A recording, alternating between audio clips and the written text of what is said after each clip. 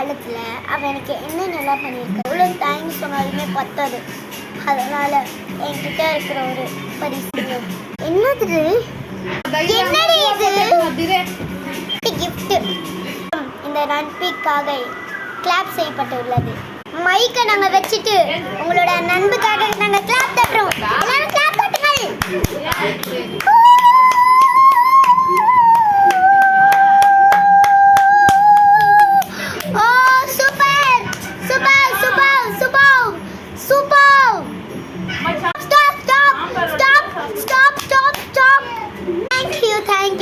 Thank you.